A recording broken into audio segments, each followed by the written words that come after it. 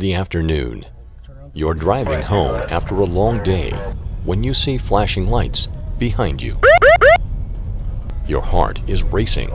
Are you kidding me? I stayed in my own lane. Was my tail light out? Was I speeding? You wonder, what did I do?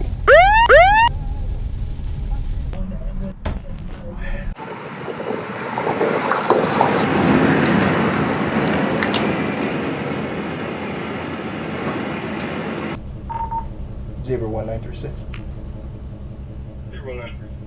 This is what you shouldn't do. Sir, get back in your vehicle for me. Shut the door and get back in your vehicle. Good morning, sir. I don't have time for this. Sir, Where's my sir, insurance papers?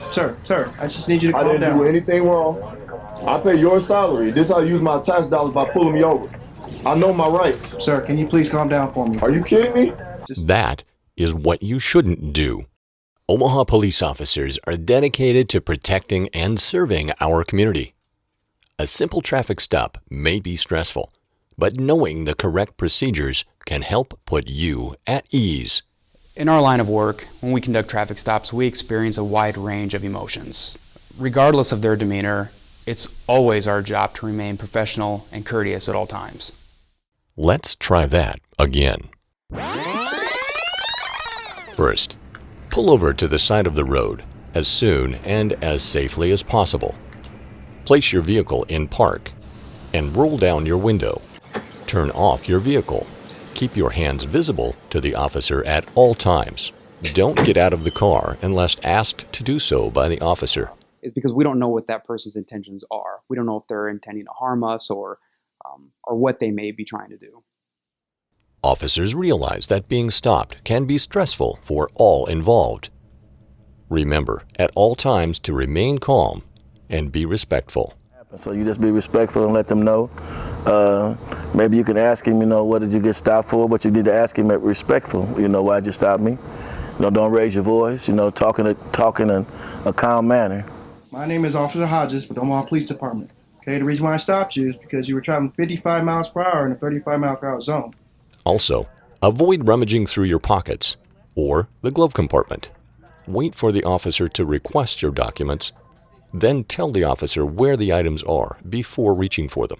We don't know exactly what they're reaching for, and they may be just reaching for their ID or their insurance, but as officers, we may think that they're reaching for a firearm or a weapon of some sort. You want them to be able to see your hands so they think that you're not reaching for anything, and if you are reaching for something, you tell them what you're reaching for. If you have to go into the glove box or get your license, you let them know what you're doing. You know what you're doing with your hands. Okay, do you have a license, registration, proof of insurance, please?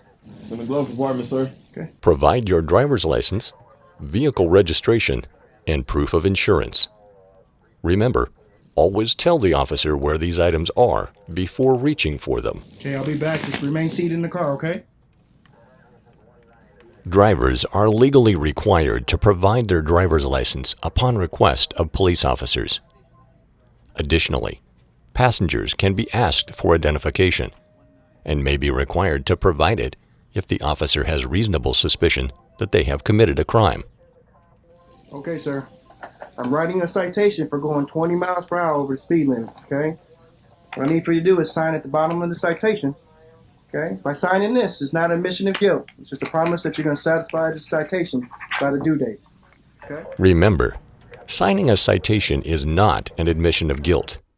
Maybe you don't agree with the officer, but refusing to sign the ticket will only create bigger problems. You can be arrested.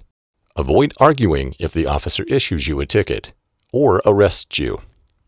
Because you're not going to win your case arguing with him. For one thing, you don't want to, like I said, you don't want to be disrespectful.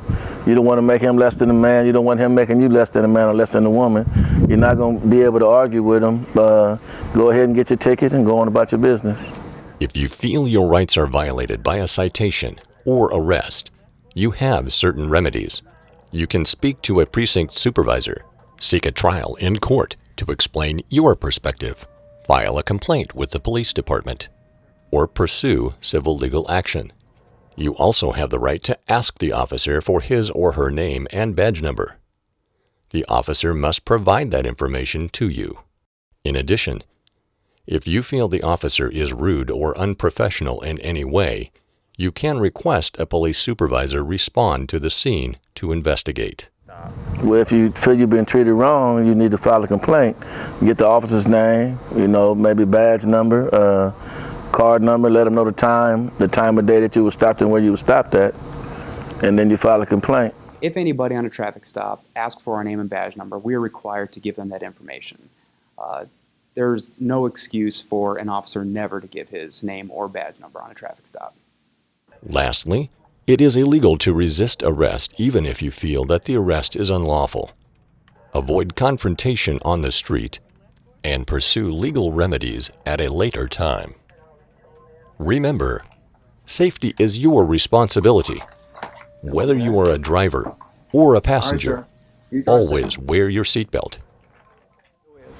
My hope for this video is for people to take heed and understand when you get stopped, how to react and what not to do and what to do so we all can be safe. The ultimate goal is for, at a traffic stop, is for the officer to be safe and for the community person that was ticketed to be safe. And I can speak for the vast majority of officers who do this job, that the most important thing to us is our professionalism and integrity. And at the end of the day, all we're trying to do is make it home safely to our families and make sure that you as citizens make it home safely to yours.